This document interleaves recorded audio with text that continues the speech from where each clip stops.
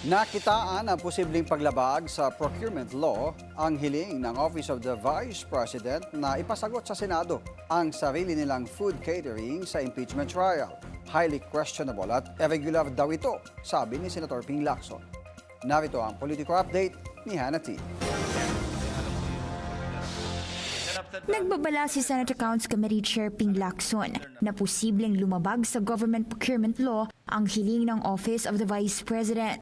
Gusto kasi nilang ang Senado ang sumagot sa gastos ng pagkain ng defense team sa impeachment trial habang ang catering ay magmumula lang sa accredited caterer ng OVP.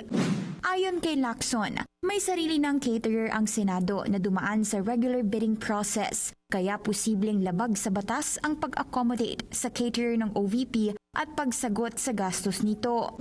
May natitira pa raw na humigit kumulang 22.6 million pesos mula sa 2025 budget para sa impeachment trial na pwedeng gamitin para sa pagkain ng mga gumaganap ng opisyal na tungkulin sa mga pagdinig, kabilang ang prosecution at defense teams, mga testigo, senator judges at support staff. Walang sino mang partido ang pwedeng magdikta kung aling caterer ang kukunin ng pamahalaan nang hindi dumadaan sa prosesong itinakda sa ilalim ng New Government Procurement Act. Kinalakay na raw niya ito sa mga kapwa-senador kasama si Senate President Win Gatchalian. Sabi naman ni Gatchalian, hindi nila afford ang hiling ng OVP.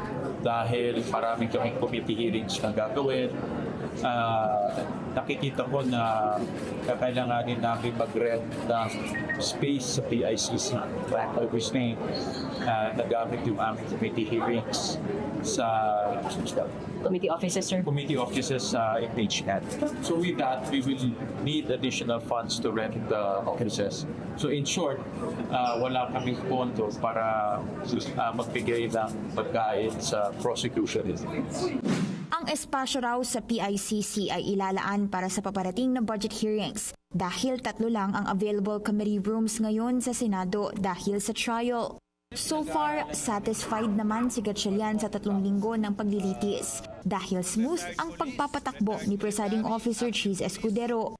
Hindi naman inaasahan ni Gatchalian na tatalakayin ng Pangulo ang impeachment sa ikalimang sona niya sa Lunes dahil tungkulin daw itong ginagampanan naman ng Senado. Sa halip, inaasahan niyang sana matalakay ang pag-jumpstart ng ekonomiya ngayon sa gitna ng pag-downgrade umano ng economic growth. Posible raw itong makaapekto sa poverty rate ng bansa, kabilang ang unemployment. Para sa Politico Nightly, Hannah Tia, Billionaire News Channel.